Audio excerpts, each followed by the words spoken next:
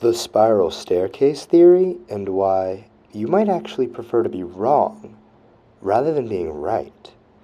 Let's take two people in the year 1990.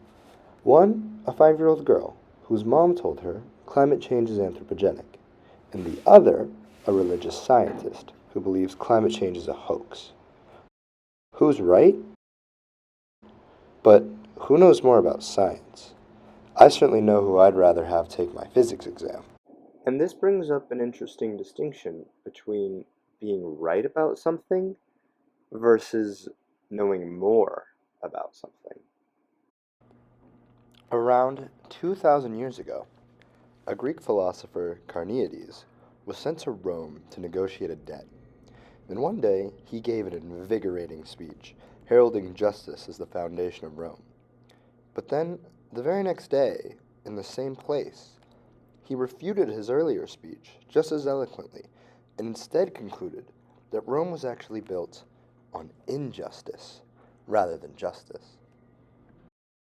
Now, there are numerous takeaways from a story like this, but one of them is how Carneades removes the importance away from his actual conclusion and instead places it on understanding that there are very few things we can be certain of.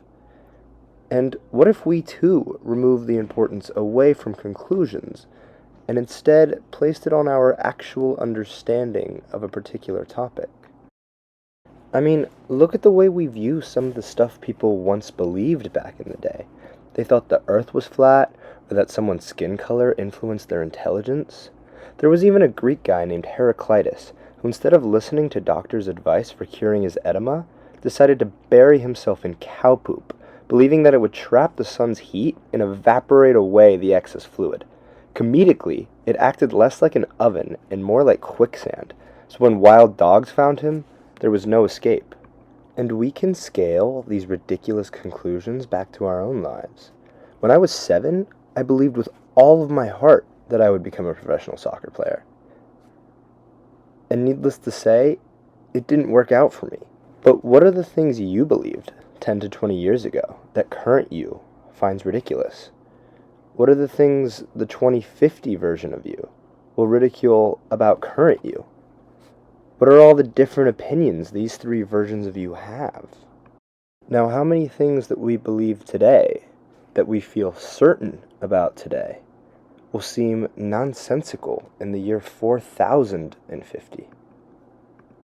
So, maybe if we detach ourselves from our conclusions, which we already know will inevitably change over time, then we might be more open to new knowledge and information, regardless of whether or not it fits into our agenda.